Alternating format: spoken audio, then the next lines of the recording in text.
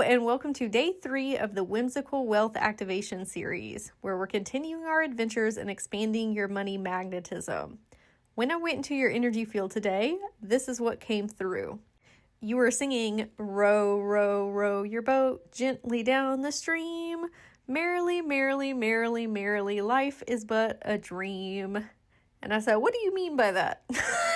Like the song's symbolism. And you grabbed my hand and we started running in slow motion, kind of like in the movies where you see people frolicking through a field. And I said, "Where are we going?" And you turned back around to me and said, "You'll see." And then your face hit this glass pane in this wall. And you said, "Oh, we're here." I said, "Is this a supermarket?" Because when I looked in, there was all of these shelving units that had, food on them, like cans and vegetables and fruits and all of the things. And you said, "Yes, come check it out." And so we walked in the front doors, and as I'm walking through the aisles, I'm picking up different products, if you will. And I said, "Oh, these are so interesting. I've never seen these ingredients before. Where did you get them?" And you said, "I purchased them from a vendor I met in Mulan." And I said, "Do you mean the movie Mulan?" And you just smiled at me and didn't say anything else. And I said, "Well, what are the ingredients for?" And then you and I were standing in a kitchen that apparently was also in the supermarket. And we had cooking aprons on. And you and I were putting together something in a wok, like a really big pan. And I said, "Oh, were you trying to express to me that you have a background in Eastern medicine?" And in this context, that means holistic practices of using natural medicines like herbs and spices to bring healing and harmony to the body. And you looked at me and said, "Yes." That's why we had the Mulan reference and we were cooking together in a wok. So this is paying homage to different lifetimes that we have experienced in our Akashic records that are wanting to come through to support us at this time.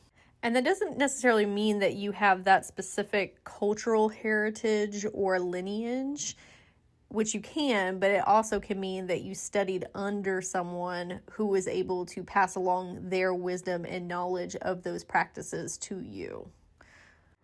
And then your future self said that you needed to see the specific symbolism of cooking, because that also means curating, like putting things together, let's say ingredients from a recipe.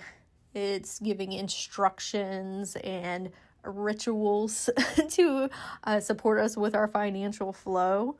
And they gave a couple different examples of how people sometimes blow cinnamon in their front door at the beginning of the month, or light green candles, or you even participating in the 7-day challenge. They said it's important to call on our past experiences to give us new knowledge. This can help remind us to do things that are in alignment with your soul. And what they meant by past is because most oftentimes we reference past lives, but time is not linear. So we can be connecting to quote unquote past lives, future lives, concurrently running timelines. But again, this helps remind us to do things that are in alignment with our soul, kind of like Googling answers, but from within yourself. And your future self wanted to mention that Google is actually still a part of you, but it's birthed from the whole collective consciousness. So for Googling to find answers, it's a little bit more secondhand because you're taking so many different experiences and perspectives into account, and they may not always be the most important to you at this time.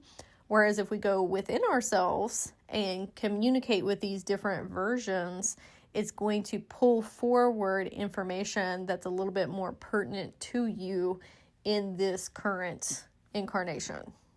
And this is not saying to not Google things, because that can still be incredibly beneficial. But for this context specifically, future self is saying, hey, we have some different versions that would love to come forward and offer us more personalized advice at this time. Every version of you carries a different recipe for abundance. When you cook with them, your different versions, when you cook with them, you're blending frequencies.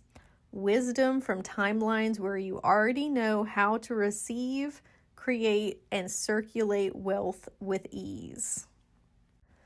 Some self-reflection questions that your future self wants you to ask yourself.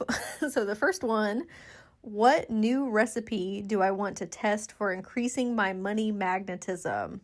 What is the intention, mindset shift, and one inspired action step? Question 2. If I envision cooking with a different version of me in the kitchen who has mastered the art of financial flow, what spice would they add that maybe I have been hesitant to reach for? This could be trusting myself, taking bold, inspired action, detaching from the outcome, or embracing more visibility. Question 3. How would they remind me to savor what I've already created, celebrating each win before the next course? So we want to invite these reflections to fuel our imagination today and get ready for day 4's activation tomorrow, where we'll keep on expanding the flow of abundance.